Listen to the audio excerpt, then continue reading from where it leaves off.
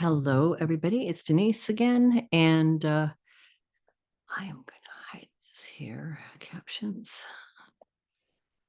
All right. So,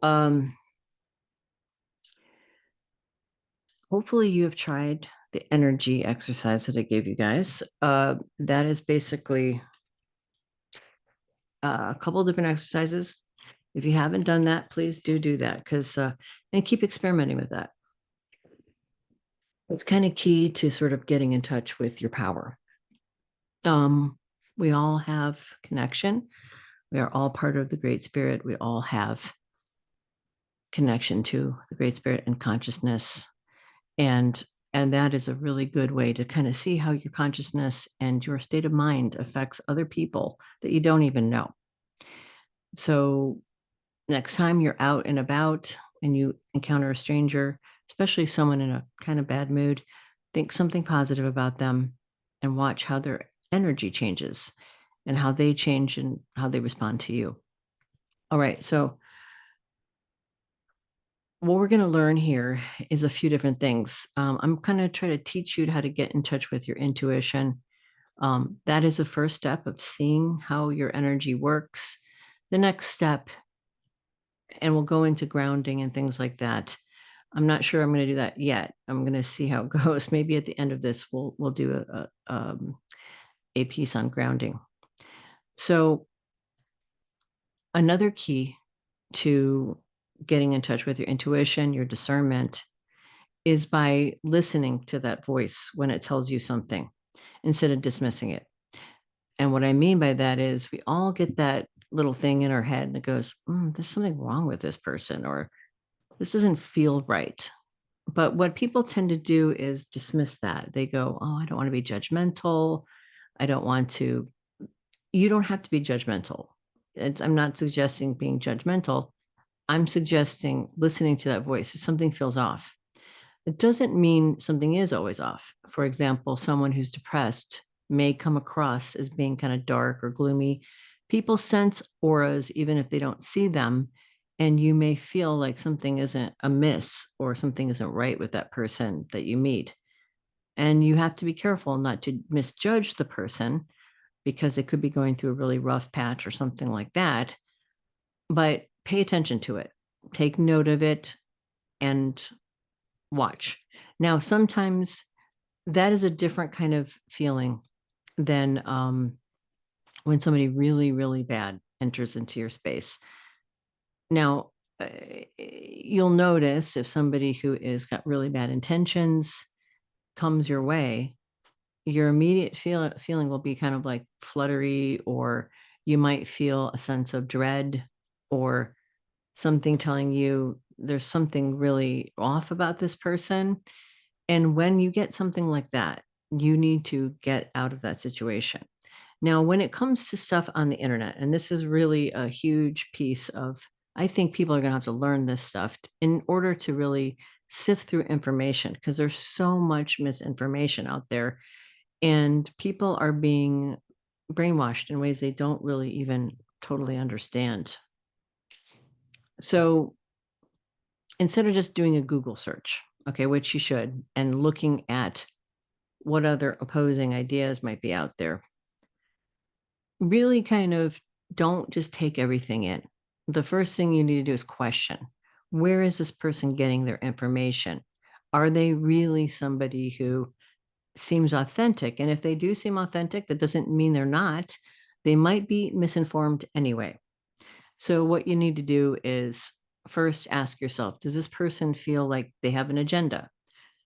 You have to ask yourself these questions whenever you encounter anybody or any writing or anything. Look for the telltale signs that this is maybe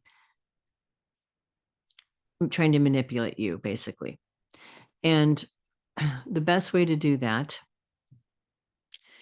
is to ask yourself some basic questions.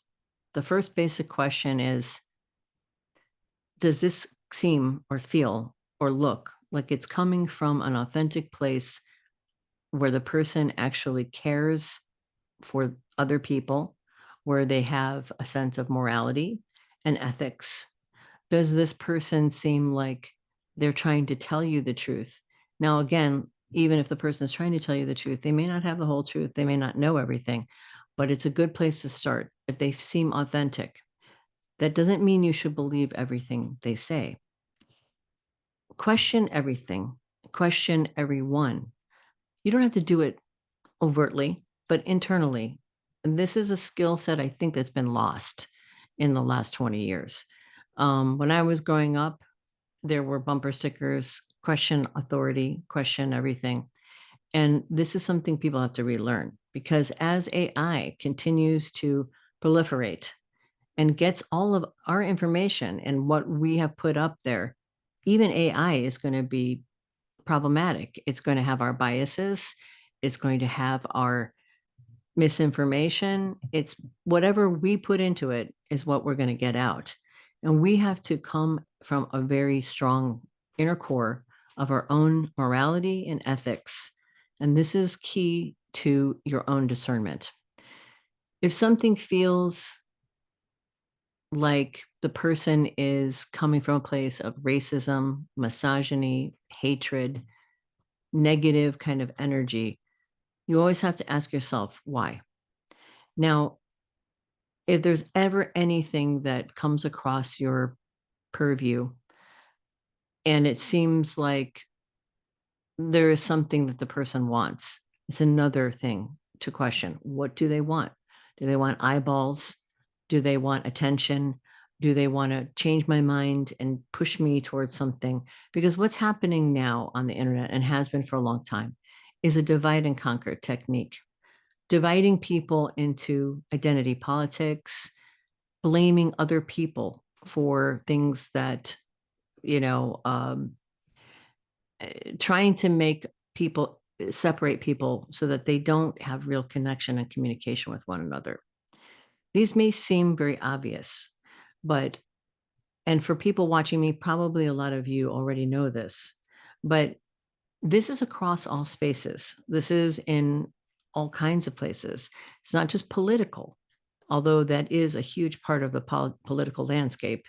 It's also in religion, in spirituality, in the new age, whatever it is that you're looking for answers or for guidance, you always have to ask yourself, is this person putting this information out for my greater good? Or are they trying to do something to manipulate me, get me moved in one direction or another? Does this resonate with my values, with my ethics? And if it doesn't, you have to just sort of shut it down. And a problem we have as human beings is if we hear something or see something, we tend to believe it. If you hear something more than 3 times, your natural inclination is to believe it. This is why there, commercials run over and over and over again, because the more you hear something, the more you remember it, and it kind of creates a neural network in your brain and makes you think that this is a possible truth. It's not something you can change about it. It's part of how we're built. So you have to be really aware of it. So when you hear something, and if you don't question it immediately and ask yourself, what's the agenda? The next time you hear it and the next time you hear it, you might just accept it. And this, I think, has happened a lot in our culture without people even being conscious of it. So the next thing I'm going to go into how to ground yourself, because a lot of people have anxiety, they're anxious, they don't know what to do next. And one really good technique, if you're feeling off balance, if you're feeling kind of anxious, to just sit down. And it's best if you can sit. I can't really sit on the floor anymore because I have a bad back. So you can do it in a chair. You can do it in, I used to do it sitting like, Indian style, with your legs crossed. Um, Whatever works for you. What you want to do is close your eyes. And first of all, we want to put ourselves in a bubble. And I want you guys to practice this on a regular basis. Protection. Protection is key to this period of time, and also keeping you feeling, like you can, things can't penetrate through this. So we're going to do the protection. And then the next piece I'm going to do is going to be about grounding. So what I want you to do is close your eyes and breathe in golden white light and visualize the golden white light coming through your lungs And every breath you take in, you bring in this golden white light of protection, peace, serenity. So go ahead and do that now with me. Breathe in golden white light at your own pace and visualize every time you breathe it in, you exhale any and all stress. And you continue to breathe in the golden white light, and it builds and builds into your cellular structure, into your body itself, releasing any and all stress, toxins, negative energy, and continue to breathe this golden white light into the place where it also encompasses your auric field. And as you do this, and I want, you're going to spend more time doing this than what we're going to do here. I want you to try to do this if you can every day, whenever you can remember to do it, just so you can build the bubble up into a bubble of golden white light so that you are completely surrounded in a bubble of golden white light. The thing to know about this golden white light is that it's protective. Information can get through, but nothing negative can harm you. So it will help you to dissociate from negative and bad information, people who have bad agendas, negative feelings and anxieties, so that you can keep this golden white bubble all around your auric fields. And just, if you start to feel stressed out, call in the golden white light, visualize the bubble of protection around you, take a deep breath, and just breathe in the golden white light and exhale the stress. This is a really good kind of technique because the golden white light is hooked to the logos, the universal mind. It's not just a bubble of white light, which is all spectrums. Golden white light, like, is actually hooking into the creative consciousness of the universe. Keeping yourself in a golden bubble of white light sounds kooky, but it really does help to make you feel better and enable you to dissociate a little bit from all of this horrible news that we're getting every day. You'll still hear it, you'll still feel it, but you'll be able to kind of not take it in as stress. And this is an important piece. The golden white light enables knowledge and intelligence. It will sift through kind of negative energy. It will allow you to basically take in information without it affecting you. This is a huge piece and key, and it helped me a lot because I was very upset and depressed until I started doing this. And it really did help to kind of make me feel a little bit better and a little bit more protected. The other thing I'm going to say about protection, so this, I think we should do this first and do grounding next, is it's really good to do protection around your home. Some of you may have sage. Doesn't matter what you use. Some people use sage. Some people use, lavender. Some people use dragon's blood. Some people use, I can't remember. There's another type that I don't use very much, Palo Santo. That's it.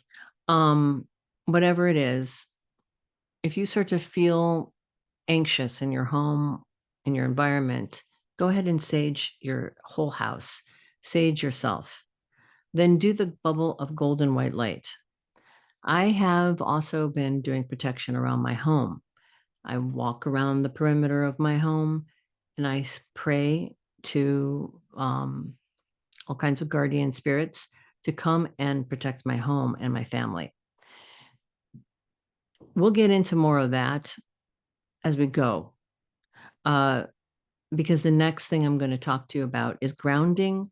And then after that, we're going to talk about how to raise energy and how to actually really start to do some protective and some other work that is shamanic. All right. I'll see you soon. Have a good one. Practice the golden white light bubble. Work on that. And next time around, we'll go into the grounding.